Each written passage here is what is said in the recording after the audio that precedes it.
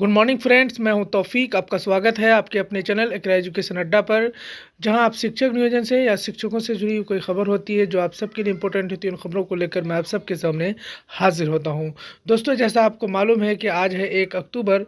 1 अक्टूबर में शिक्षकों से संबंधित, शिक्षक नियोजन से संबंधित क्या कुछ खबरें निकल कर आ रही है, और वो अखबार के माध्यम से जो बहुत इंपॉर्टेंट खबरें हैं, उन खबरों को लेकर मैं आप सबके सामने हाजिर हो चुका हूं।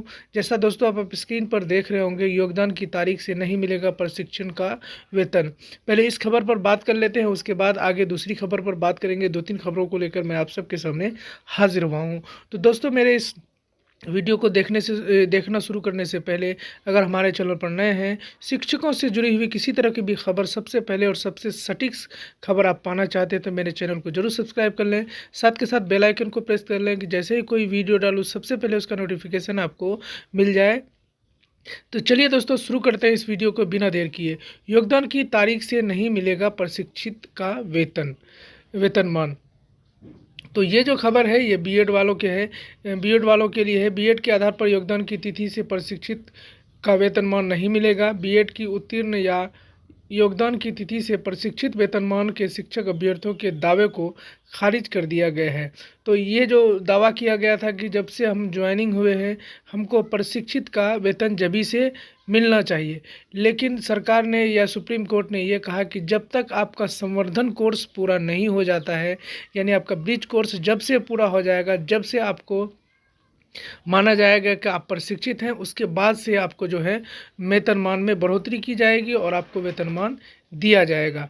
ऐसी बात 2019 के छठे चरण के जो शिक्षक अभ्यर्थियों के लिए बातें क्या कहते हैं, उन सभी के लिए ये सभी बातें हैं। आपको जैसा मालूम है कि शिक्षक अभ्यर्थियों कुछ शिक्षकों का मामला लगातार उठाया जा रहा है, और वैसे नहीं क्या कहते हैं, इस तरह के मामले जो है शिक्षा मित्र के लिए भी है। जो समायोजन हुआ था 2006 में, वो सभी शिक्षा मित्र थे, लेकिन उनको क्या कहते हैं, नियोजित शिक्षक के रूप में उनको समायोजन कर दिया गया था।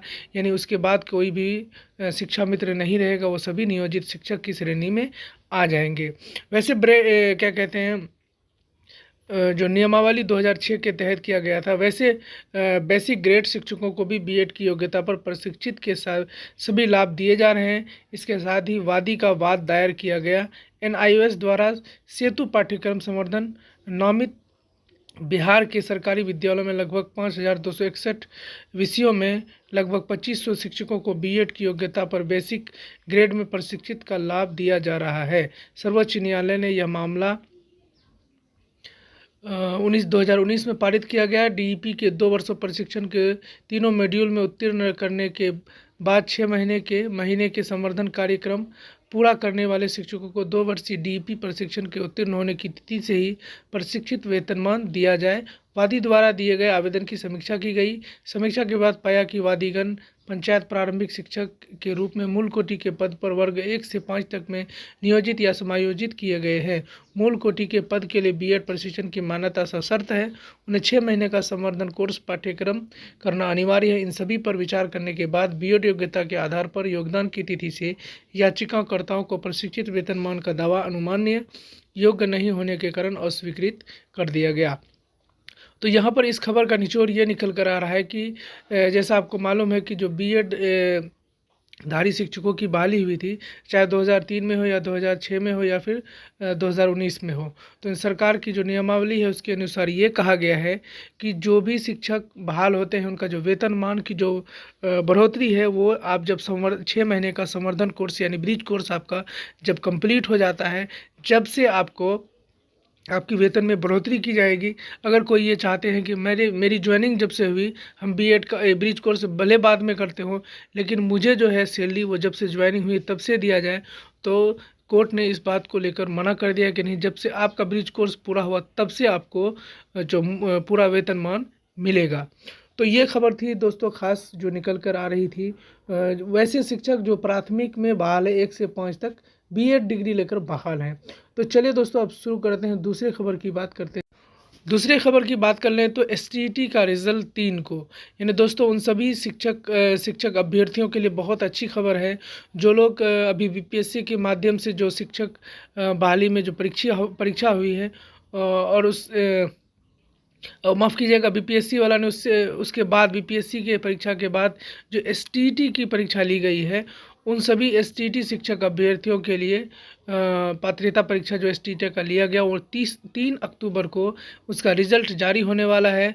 तो उन सभी के लिए बहुत अच्छी खबर है, क्योंकि आपको जैसा मालूम है कि बिहार या राज्य के में भारत के अलग-अलग राज्यों में टीईटी की जो परीक्षा होती है उसमें बहुत सारी दिक्कतों का सामना करना पड़ता है। अगर परीक्षा ले लिया जाता है लेकिन जल्दी परीक्षा फल नहीं आता है, लेकिन बिहार में इस बार बहुत ज़्यादा तेज़ी दिखाई है और एसटीईटी की जो रिज़ल्ट है वो 3 अक्टूबर को जारी करने की बात की गई है, जो कि अभी बिहार में जितने एसटीईटी दिए हुए परीक्षार्थी हैं उन सब के लिए बहुत अच्छी खबर कह सकते हैं। तो चलिए दोस्तों, ये दूसरी खबर थी। तीसरी खबर की बात कर लेते हैं। तीसरी खबर पर नज़र डालें तो बिहार में शिक्षकों की कमी दूर करने के राज्य सरकार का फैसला। तो दोस्तों, एक बड़ी खबर निकल कर आ रही है। ये भी उन सभी शिक्षक अभ्यर्थियों के लिए है जो लोग एसटीईटी पास हैं या सीटेट पास हैं। तो उन सब के लिए माध्यमिक शिक्षक पात्रता परीक्षा साल में 2 बार होगी आयोजित। उन सभी शिक्षकों के लिए जो बनना चाहते हैं उन सब के लिए बहुत ही अच्छी खबर है कि जो माध्यमिक उच्च माध्यमिक में शिक्षक बनना चाहते हैं उन सब के लिए साल में 2 बार एसटीईटी लिया जाएगा।